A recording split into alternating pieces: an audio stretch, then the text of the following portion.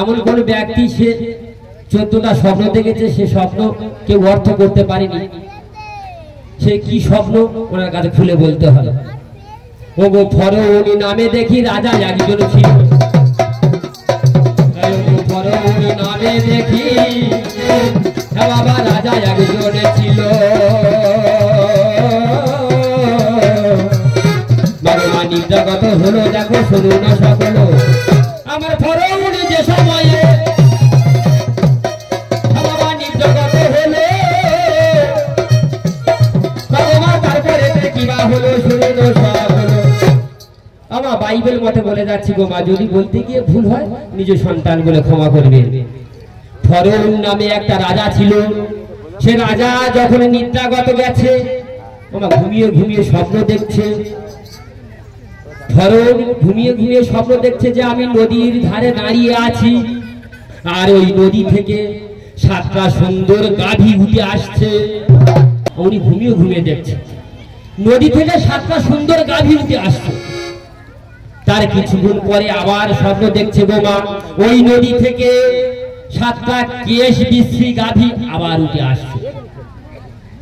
প্রথমে যে 7টা গাভী উঠেছে, পাশে একটা বন ছিল, সেখানে ঘোরাফেরা করছে আর ঘাস খাচ্ছে।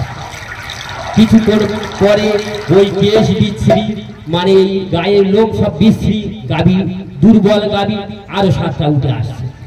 7টা গাভী উঠে এসে কি করেছে গো মা, ওই যে 7টা সুন্দর গাভী, ওই 7টা সুন্দর গাভী খেয়ে ফেলেছে।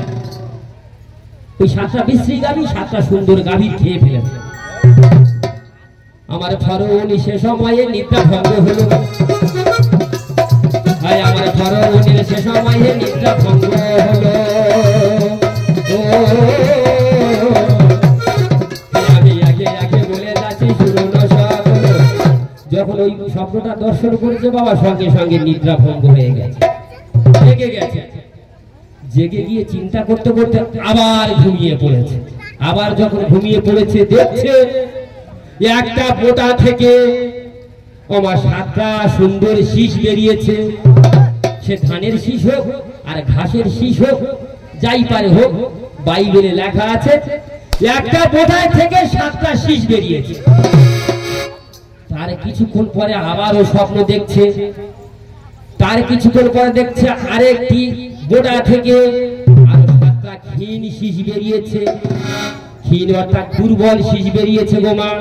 ওই দুর্বল শীষ 7টা বেরিয়ে ওই 7টা সুন্দর শীষে খেয়ে ফেলেছে। যখন খেয়ে ফেলেছে আবার ফরৌনি নিদ্রা ভঙ্গ হয়ে গেছে, আর ফরৌন ঘুমাচ্ছে না। এইভাবে যখন সকাল হয়ে গেছে, আমার ফরৌনি সে সময়ে চিন্তা ভাবনা করে, আমরা ফরৌনি রাজা দেখি চিন্তা ভাবনা করে, আমি কিবা করি না করি চিন্তা যে করি। ফরৌনি রাজা চিন্তা করছে আমি একই স্বপ্ন দর্শন করলাম। এই চিন্তা করতে করতে যখন প্রভাত হয়ে গেছে, সমস্ত লোকেদের ডাকছে, বলে তোমরা এখানে এসো, আমি যে আজকের স্বপ্ন দর্শন করেছি সমস্ত জ্ঞানী ব্যক্তিকে আমার সম্মুখে ডেকে নিয়ে এসো। লোক লস্কর পাঠিয়ে দিয়েছে, যত জ্ঞানী ব্যক্তি আছে আমার সম্মুখে নিয়ে এসে। সেই সমস্ত জ্ঞানী ব্যক্তি যখন এসেছে তাদের কাছে গোমা ওই স্বপ্নের কথা যখন বলেছে, বলে আমি যে এই স্বপ্ন দেখেছি এই স্বপ্নের অর্থ কি হতে পারে। বলে আমরা বলতে পারবো না রাজা, আমরা বলতে পারবো না। যখন বলেছে বলতে পারবো না, সঙ্গে সঙ্গে বলে শোনো, সেনা সৈন্য বলছে এই যারা জ্ঞানী ব্যক্তি আমার প্রশ্নের উত্তর দিতে পারছে না, এদেরকে নিয়ে কারাগারে নিক্ষেপ করো। সঙ্গে সঙ্গে সেই জ্ঞানী ব্যক্তিদের ধরে নিয়ে কারাগারের মধ্যে ঢুকিয়ে দিল। দিয়ে ফরৌনি আবার লোক লস্করকে ডেকে বলছে শোনো, এখনই গিয়ে তুমি যোসেফকে ডেকে নিয়ে এসো। ওই যোসেফ এসে আমার এই স্বপ্নের অর্থ করতে পারবে। তখন তো যোসেফ আমার কারাগারের মধ্যে আছে। আমার সেনা সৈন্য সে সময়ে কিবা কর্ম করলো, আমার সেনা সৈন্য সে সময়ে কিবা কর্ম করলো। যোসেফের কাছে গিয়ে উপস্থিত হলো, ওগো গো শোনো শোনো জোসেফ বেটা আমার কথা নাও না সাধের জোসেফ জামা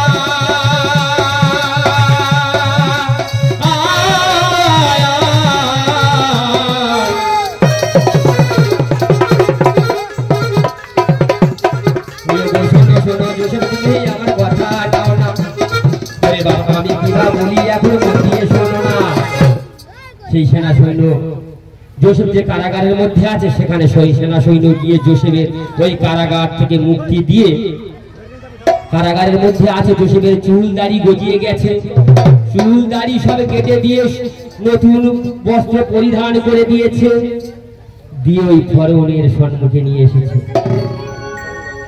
ফরৌন রাজা বলছে জোসেফ সুন্দর 7টা গাভী আর 7টা বিশ্রী গাভী সুন্দর গাভী খেয়ে ফেলেছে 7টা 14 আর 7টা সুন্দর শীষ আর 7টা সুন্দর ক্ষীণ শীষ তাহলে এদিকে 7 দুগুণ 14 মানে 28টা প্রশ্ন বলো তো জোসেফ আমি যে স্বপ্ন দেখেছি এর অর্থ কি হতে পারে জোসেফ বলছে দেখো আমার দ্বারাই অসাধ্য যদি ঈশ্বরের কৃপা থাকে ঈশ্বর যা বলাবেন আমি তাই বলব বলে তাহলে বলুন আমি যেই স্বপ্ন দেখেছি তার অর্থ কি হতে পারে আমার জোসেফ বেটা সে সময় বলছে শোনো ফরৌন রাজা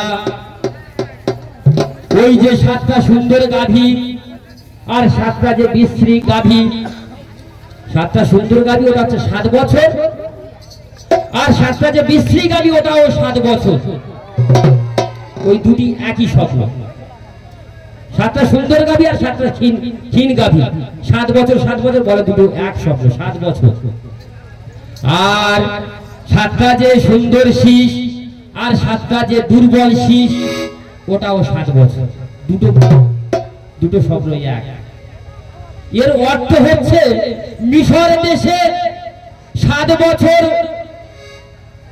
ব্যয় বাহুল্য হবে দুর্ভিক্ষ যাবে এমন দুর্ভিক্ষ যাবে সেই মিশর দেশ সব নষ্ট হয়ে যাবে আর 7 বছর এমন সুন্দর ভাবে চলবে এত শস্য উৎপন্ন হবে 7 বছর খুব সুন্দর ভাবে চলবে মিশর দেশ 7 বছর সুন্দর ভাবে চলবে আর 7 বছর তার দুঃখে দিন যাবে কিন্তু ওই যে মিশর দেশে ওই যে শস্য উৎপাদন করবে তাদের ও কথা আর মনে থাকবে না এমন দুর্ভিক্ষে পড়ে যাবে গোমা অনাহারে সমস্ত মানুষ সব মারা যাবে এমন সময় বলছে শোনো ফরৌন জোসেফ বলছে শোনো ফরৌন তুমি এখনই তোমার এই রাজ্যের জ্ঞানী ব্যক্তি ওই মিশর দেশে পাঠিয়ে দাও মিশর দেশে গিয়ে শস্য উৎপন্ন করে 5 ভাগ আমাদের দেশে নিয়ে এসে মজুদ করে রাখো আর তোমার এই নগরে নগরে শস্য যা উৎপাদন হবে তার মধ্যে 5 ভাগ এখানে মজুদ করে রাখো ওই মিশর দেশ যখন দুর্ভিক্ষে পড়বে তখন ওই দুর্ভিক্ষের দিনে গোমা এই শস্য নিয়ে গিয়ে ওই দেশের সমস্ত মানুষের প্রাণে বাঁচাতে হবে তা জোসেফ এই কথার উত্তর দিয়েছিল আমার সুচন্দ্রবাবু প্রশ্ন দিয়ে গেছে ফরৌন রাজা কি স্বপ্ন দেখেছে তার উত্তর কে দিয়েছিল জোসেফ দিয়েছিল আর বাবা প্রশ্নের উত্তর হচ্ছে 7 বছর দুর্ভিক্ষ আর 7 বছর হচ্ছে উন্নত হবে ও এই তো তোমার কথা যাবো কথাই মিশে গেল